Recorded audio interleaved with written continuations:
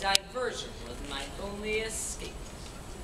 So, Stanley, how's things down at Stroheims?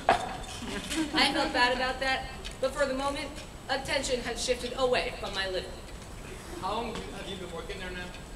Where? At Stroheims. At Stroheims? Let me see. Part-time, a year and a half before I graduated high school, and a year since then. So, what's that? 2.5 years, counting part-time. And he likes you. Who? Mr. Stroheim. Yeah, usually he likes me. Sometimes I'm not so sure. You come in on time? Yeah? You do your work?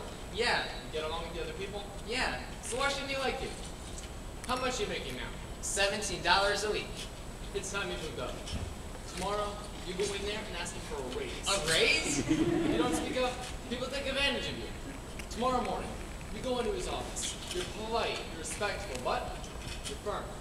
You tell him you think you're worth another $5 a week. $5? He'll offer you $1.25. You settle for $2.50. I know how these things work. I don't think this is the time to be asking him for a raise, Pop. I think his wife is very sick. You're afraid to ask him? I'm not afraid. Your father wouldn't ask you if he didn't think it was the right thing.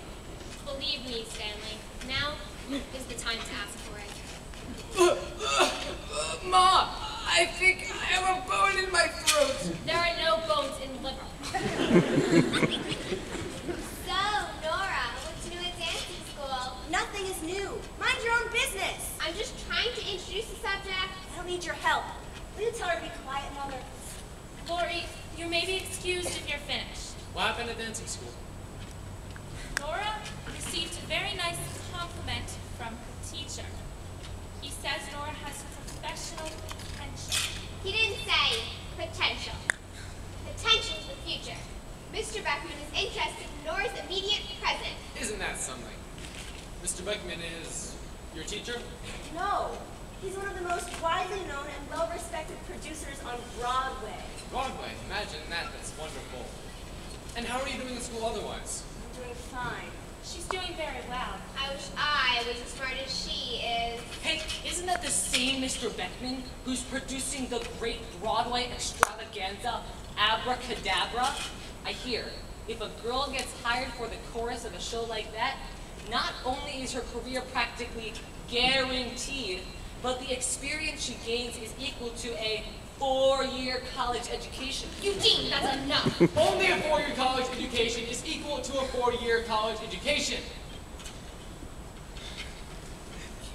What about you, Laurie? Are you feeling all right? Yes, Uncle Jack. You getting plenty of fresh air? As much as I can hold in my lungs. Nora, did you tell Uncle Jack about the big tank that's filled with water? Girls, why don't we just let Uncle Jack finish his dinner? If we have something to discuss, we can discuss it later. Somebody has something to discuss? If there's a problem, this is the time to bring it up. This is the family hour. What a great idea for a radio show. The Family Hour. Every Wednesday night, you hear a different family discussing the problems of the week over dinner. And you hear different recipes. WEAF presents Dinner in Brighton Beach, starring the Jacob Jerome family. Featuring tonight's specialty, liver and cabbage. Brought to you by X-Lax, the mild laxative. The whole country's gonna hear about a 15-year-old boy gagging on liver. Nothing to discuss. Nobody's any problems. Otherwise, I want to turn on the news. Well, as a matter of fact, What? nothing. I'll help with the dishes. You sit there and finish your liver. I can't swallow it. It won't go down. Remember the lima bean catastrophe of last month? Does anybody want to see a repeat of that disgusting episode? Why does he always talk like it's a Sherlock Holmes story? He thinks he's a writer. What do you think you are? Eat half of it. Which half? They're both terrible. A quarter of it. 2 bites. 1 bite. 2 bites. I know you. If I eat 1 bite, you'll make me eat another. I'll take it upstairs. I'll eat it tonight. I need time to chew it. These are not times to waste food. If you didn't want it, Eugene, you shouldn't have taken it. I didn't take it. They gave it to me. It comes attached to the plate. Everybody, I'll eat it for you. Well, Seems the only thing this family cares about. Give me your liver so we can get on with more important things in our lives. Nora's right. Take the liver away. Nobody likes it. Why do you make it? Because we can't afford a roast beef for $7. people. I suddenly felt vulgar and cheap. Stanley, turn on the news. Dad, do you think I could talk to you a minute? It's something really important. More important than what's going on in Europe. Not more important. It's just coming up sooner. Can I talk to you later, Pop? After you've rested and read your paper? I'll come down later. Okay, Pop? Come on, Stan. I want to talk to you upstairs. You're a pest. Did anyone ever tell you you're a pest? Yeah, I have a list upstairs. Want to add your name to it? Uncle Jack,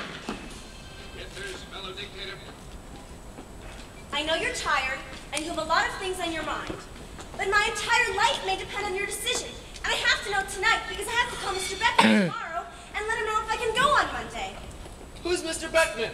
The Broadway producer we talked about at dinner? Abracadabra, remember? Lori, upstairs, this minute. Nora, not now. This isn't the time. It's never the time. You won't make a decision, and I have no one else I can talk to about it. Well, I'll make my own decision if no one else is interested. I'm 16 and a half years old, and I'll do what I want to do.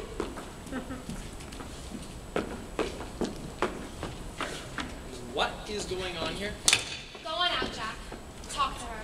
I'll take care of it. Nora's right. It's my decision. What are you going to tell her? That she can quit school? That she can throw away her future?